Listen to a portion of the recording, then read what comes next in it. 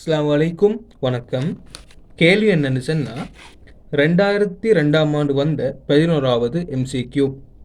ஒரு அலுவலவு 5 கிராமையுடைய உலோகத்தின் நீரத்த குளோரைத்து அதன் நீரத்த சல்ஃபேட்டாக முற்றாக மாற்றப்படும் போது 6 கிராம் நீரத்த சல்ஃபேட்டை கொடுத்தது எனின் அந்த உலோகத்தின் சாரணு திணிவு யாது என்பதுதான் கேட்கப்பட்ட வினா. ஆகவே நாங்கள் தெரியாத உலோகத்தை எம்முன்னு எடுப்போம். இதன் வலுவளவு 1 என்பதனால குளோரினுடன் ஆக்கப்படக்கூடிய சேர்வைத சூத்திரம் MCl ஆக அமையும். இதன் திணிவு 5 கிராமாம். அதே போல சல்ஃபேட்டுடன் ஆக்கப்படும் போது அதன் திணிவு 6 கிராம் என்று தரவுல தந்திருக்கிறான். ஆகவே சல்ஃபேட்டுடன் ஆக்குவது M2SO4 ஆக இருக்கும். அதன் திணிவு 6 கிராமாம். கேள்வி என்னன்னு சொன்னா, எம்ட உலோகத்தின் சாரணு திணிவு தான் கேட்கப்பட்ட கேள்வி. ஆகவே முதல்ல நாங்க இந்த MCl ஐ M2SO4 ஆக மாற்றப்படும் போது உள்ள தாக்கத்தை எழுதுவோம்.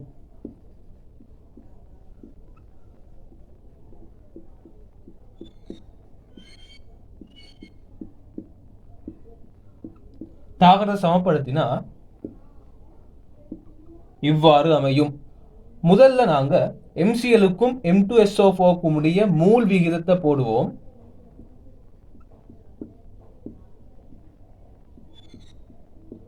இரண்டுக்கு ஒன்றாக உங்களுக்கு கிடைக்கும். ஆகவே நாங்க இந்த உலோகத்தின் மூலர் திணிவாக நாங்க X எடுப்போம். ஆகவே முதல்ல MCl மூல கண்டுபிடிப்போம். 5 கீழ் X plus 35.5 கிடைக்கும். அதே போல M2SO4 மூல கண்டுபிடிப்போம். 6 கீழ் 2X plus 96 உங்களுக்கு கிடைக்கும்.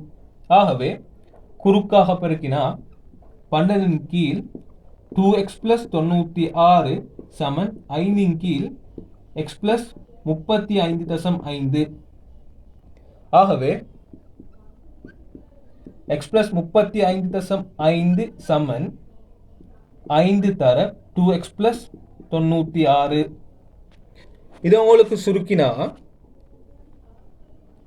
12X plus 426 சமன் 10X plus 480 கிடைக்கும். ஆகவே 2X சமன் 54 கிடைக்கும். ஆகவே X சமன் 27 சொல்லி உங்களுக்கு விடை கிடைக்கும். 2002 வந்த 14வது MCQ.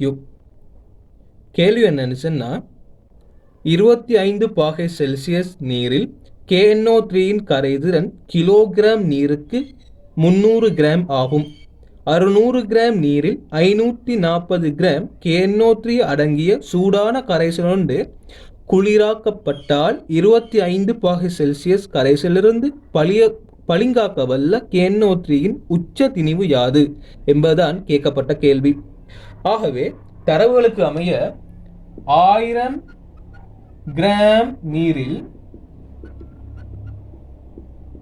300 gram KNO3 கரைமாம்.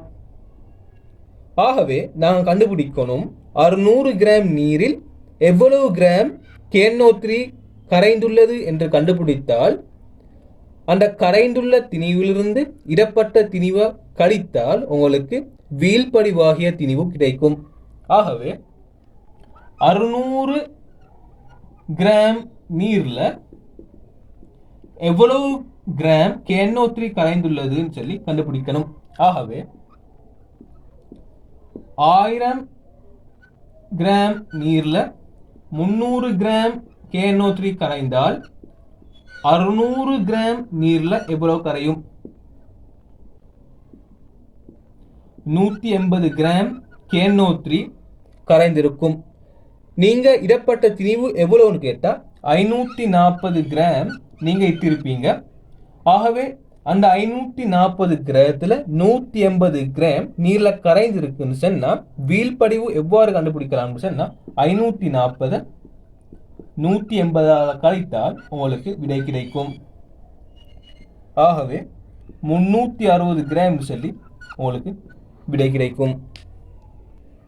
2002ஆம் ஆண்டு வந்த 15வது MCQ 0.2 மூல் டெசிமீட்டர் -3 NaOH இன் 125 மில்லி லிட்டரும் 0.1 மூல் டெசிமீட்டர் -3 H2SO4 கரைசலின் 125 மில்லி லிட்டரும் கலப்பதனால் உண்டாக்கிய கரைசலொன்றில் பிரசன்னமாயிருக்கும் அயன்களின் மூல்களின் எண்ணிக்கை யாது என்பதுதான் கேள்வி. ஆகவே NaOH 0.2 மூல் டெசிமீட்டர் -3யும் 125 மில்லி லிட்டரும் கலந்திருக்கிறது.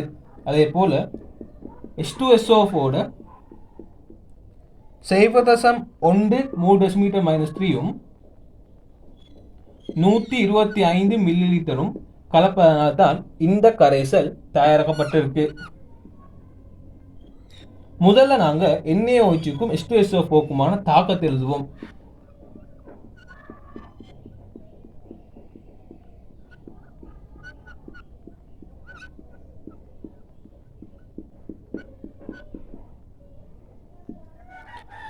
ஆகவே நாங்க H2SO4 மூல கண்டுபிடித்தால் அதனுடன் தாக்கமுற்ற NaOH மூல கண்டுபிடிக்கலாம். ஆகவே முதல்ல NaOHக்கும் H2SO4க்குமான மூல் விகிதத்தை போடுவோம்.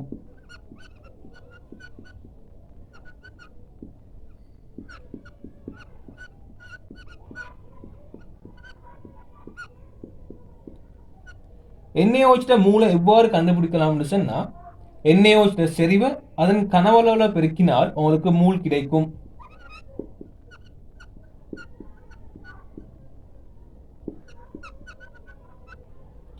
அதே போல H2SO4 மூல எவ்வாறு கண்டுபிடிக்கலாம்னு சொன்னா அதன் செறிவை அதன் கனவளவுல பெருக்கிறதுனால.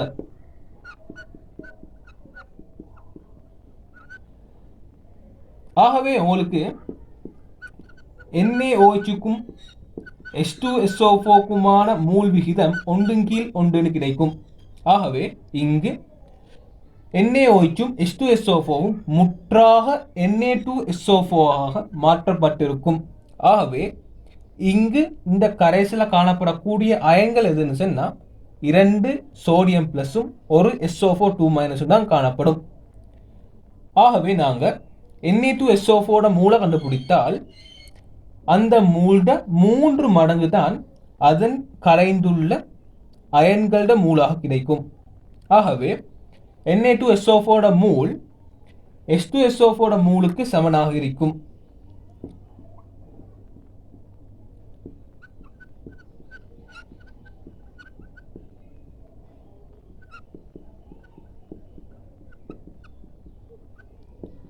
ஆகவே உங்களுக்கு 12.5 கீழ் 1000 மூல் சொல்லி Na2SO4 மூல் கிடைக்கும். ஆனா கேள்வி என்னன்னு சொன்னா அதில் கரைந்துள்ள அயன்கள மொத்த மூல் தான் கேள்வி கேட்டிருக்கிறான். ஆகவே இந்த கரைசல்ல 2 சோடியம் பிளஸும் 1 SO4 இருக்கும். ஆகவே 3 அயன்கள் இருக்கும்.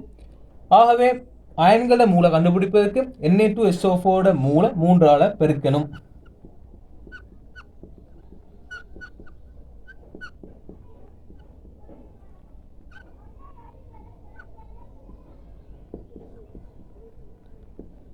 மூணு சொல்லி உங்களுக்கு விடை கிடைக்கும்.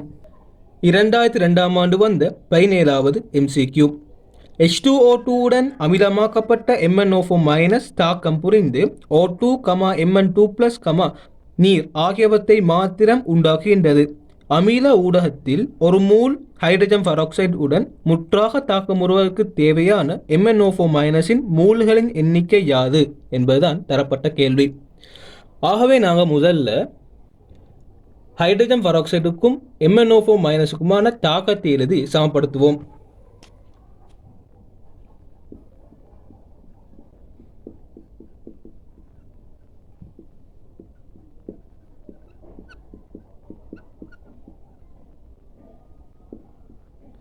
இங்கு MnO4 மைனஸ் Mn2 பிளஸ் ஆக தாழ்த்தப்பட்டிருக்கும், H2O2 O2 ஆக ஒட்சியிடப்பட்டிருக்கும். MnO4 மைனஸ் Mn ஒட்சியேற்ற நிலை +7 ஆக இருக்கும். அதே போல H2O2 ஆக்சிஜன் ஒட்சியேற்ற நிலை -1 ஆக இருக்கும். ஆகவே MnO4 மைனஸ் Mn +7 +2க்கு தாழ்த்தப்பட்டிருக்குன்னு சொன்னா 5 இலத்திரனை ஏற்றிருக்கணும். அதே போல H2O2 -1 0க்கு போகுதுன்னு சொன்னா ஒரு இலத்திரனை இழந்திருக்கணும். ஆனால் இங்கு 2 ஆக்சிஜன் அணுக்கள் இருக்கிறதுனால 2 இலத்திரன்களை இழந்திருக்கும். ஆகவே நாங்கள் மாறி போடணும். 2க்கு 5 என்று கிடைக்கும். ஆகவே சமப்படுத்தினால்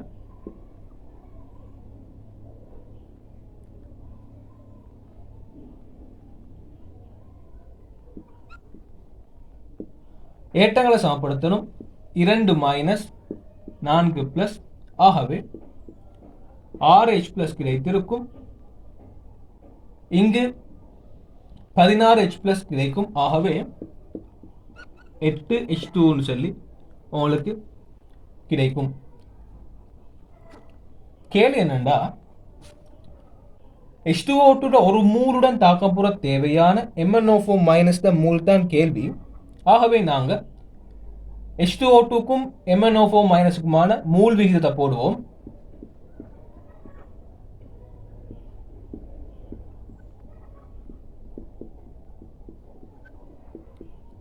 H2O2 ஒரு மூலுடன் தாக்கப்புற தேவையான MnO4 மைனஸ் மூல் X போடுவோம். ஆகவே எக்ஸாமன் 2/5 கிடைக்கும். 0.43 சொல்லி உங்களுக்கு விடை கிடைக்கும்.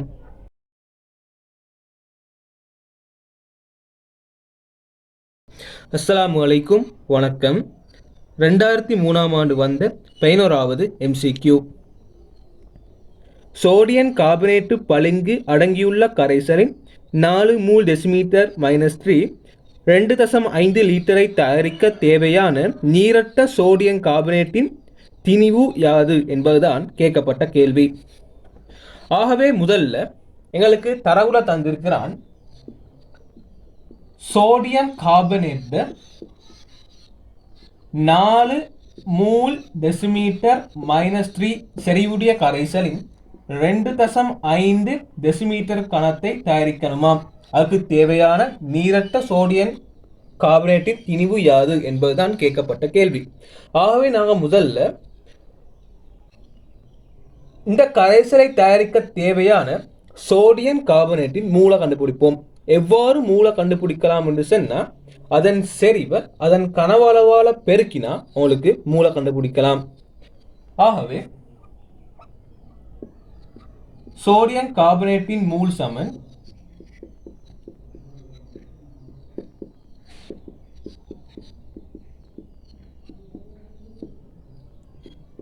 பத்து மூணு சொல்லி உங்களுக்கு விடை கிடைக்கும்.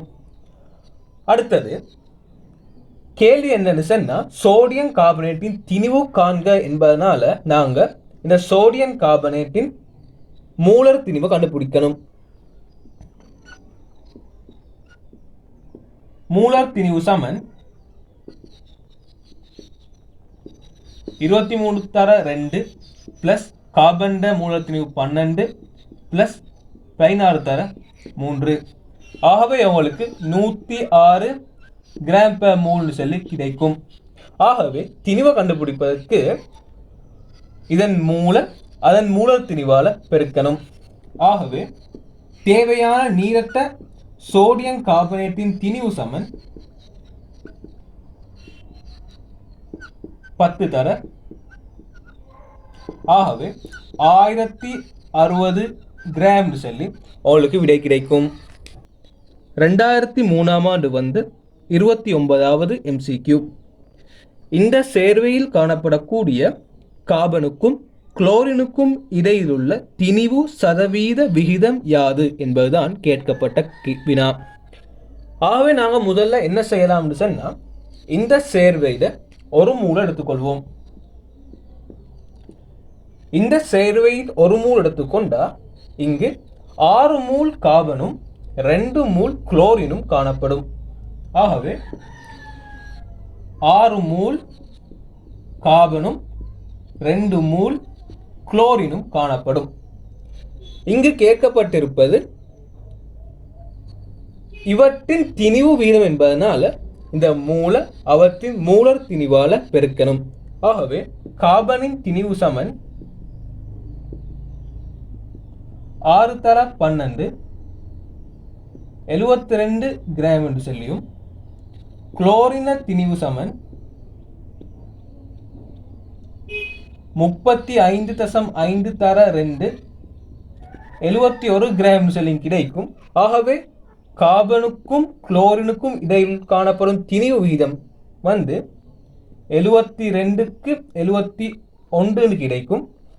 ஆகவே ஏறத்தாழ 1க்கு 1 சொல்லி உங்களுக்கு விடை கிடைக்கும்.